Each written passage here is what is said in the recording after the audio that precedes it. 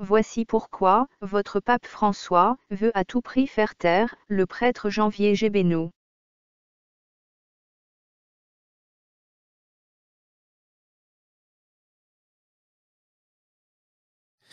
Bonjour à tous, bienvenue sur Catho Laïque TV, c'est Cyril qui vous parle et j'invite aujourd'hui le père Janvier Gbénou. Le père Janvier Gbénou, vous le connaissez déjà, c'est le prêtre qui en octobre dernier a écrit une lettre, entre autres choses, qui stipulait ce qu'il a appelé les hérésies du pape François. Nous avons aussi par la suite, à sa demande, organisé un rosaire mondial et depuis on s'est pas beaucoup parlé plutôt, et j'ai découvert récemment qu'il était attaqué par le Vatican et Opus Dei, donc en procès canonique, qu'il va nous expliquer aujourd'hui. Il a accepté de répondre à mes questions. Bonjour Père Janvier Gbénou. Bonjour Cyril, bonjour à tous de Catho Laïque TV. Comment allez-vous, cher Père? Très bien, serein et optimiste malgré les difficultés. On va en parler, vous allez nous expliquer tout ça. Vous êtes où? Je ne sais pas si vous pouvez le dire, là, vous êtes sur quel continent? Oui, sans aucun souci. Je suis au Bénin actuellement. D'accord. Après avoir vécu plusieurs années en Côte d'Ivoire, actuellement je suis au Bénin. Entendu. Et donc, vous êtes votre statut, alors première question, votre statut actuel, c'est quoi? Donc actuellement, je suis depuis le 1er février 2022, j'ai été exclu de l'Opus Dei parce que depuis l'année 2020, j'ai publié plusieurs textes et des vidéos sur les erreurs que le pape François a insérées dans l'enseignement de l'Église catholique depuis l'année 2016 avec Amoris Laetitia et consorts. Alors, j'en ai parlé publiquement, j'ai expliqué aux chrétiens le contenu de ces erreurs, pourquoi ces erreurs ont des conséquences graves pour la famille, le mariage, les sacrements, et pourquoi il est impossible de se taire, et pourquoi il est nécessaire qu'il y ait une rectification de la part du pape François et du Vatican. Alors, cela n'a pas on va y revenir, ça, Père, promis. Je vais juste pour organiser un petit peu le débat. Donc, officiellement, vous n'êtes plus dans Opus Dei. Voilà, officiellement, je ne suis plus prêtre de l'Opus Dei. Je suis à la disposition du Vatican et donc je peux m'incardiner dans n'importe quel diocèse du monde. Voilà. D'accord, mais vous êtes toujours un prêtre catholique romain. Oui, je suis toujours prêtre catholique romain, oui. Associé à aucune paroisse pour l'instant. Pour l'instant, aucune paroisse, aucun diocèse, aucun évêque, oui. Entendu. Votre procès est daté pour quand? Le procès a été ouvert le 19 février 2024 et il devait y avoir une première audience à laquelle je n'ai pas pu assister, ensuite une seconde audience et finalement l'audience qui va être véritablement la première à laquelle je suis tenu d'assister, c'est celle du 8 mai, c'est-à-dire dans 10 jours pratiquement. Voilà. Ah oui, c'est bientôt en effet, oui. Oui, c'est bientôt. D'accord. Dans les grandes lignes, vous pouvez nous expliquer comment fonctionne l'État du Vatican et donc un procès en canonique pour vous, les étapes, c'est quoi? Bon, d'abord, il faut dire que je ne suis pas un expert, c'est nouveau pour moi. Je n'avais jamais imaginé me trouver un jour en procès canonique. Fidèle catholique. Le prêtre Janvier Gébeneau est attaqué en procès Vatican, tout simplement parce qu'il a eu le courage de publier des textes et vidéos qui dénoncent les erreurs graves que votre tristement célèbre pape François vous enseigne. Il est impossible de se taire, dit le prêtre Janvier Gébeneau. Il est nécessaire qu'il y ait une rectification de la part du pape François et du Vatican. Nous disons bravo à ce prêtre catholique.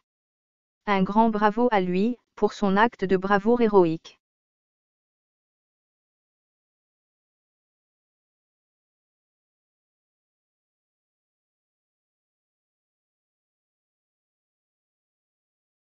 Fidèle catholique.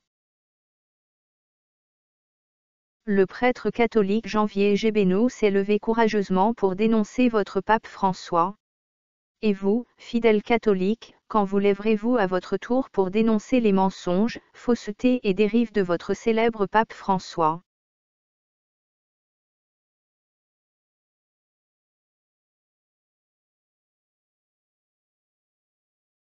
Fidèles catholiques. Jusqu'à quand dormirez-vous et ronflerez-vous sur les bancs de l'Église catholique?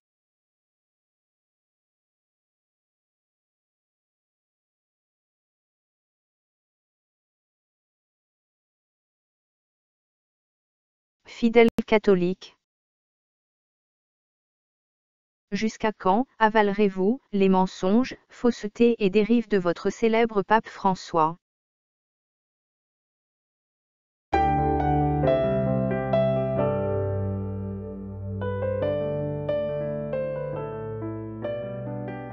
Fidèles catholiques. N'avez-vous aucun amour pour la vérité, à la lumière de la Bible? Pourquoi ne lisez-vous pas vos Bibles pour connaître la vérité? Est-ce que vos Bibles vous servent de décoration dans vos maisons?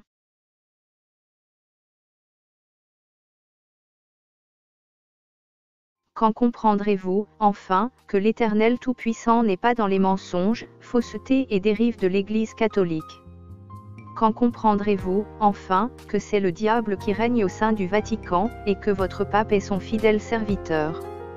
Voulez-vous vraiment passer votre éternité dans la souffrance éternelle après la mort?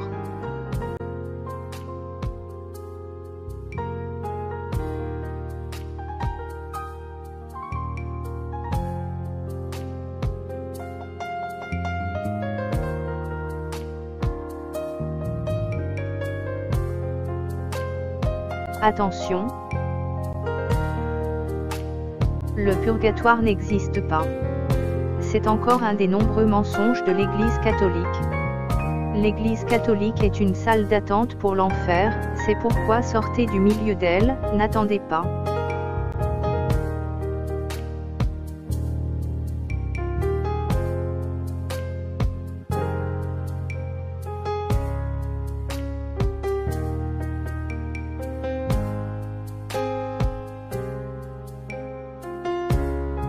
Que les catholiques qui ont des oreilles pour entendre entendent. Que celui qui a des oreilles pour entendre, entende. Le Seigneur Jésus-Christ revient très bientôt.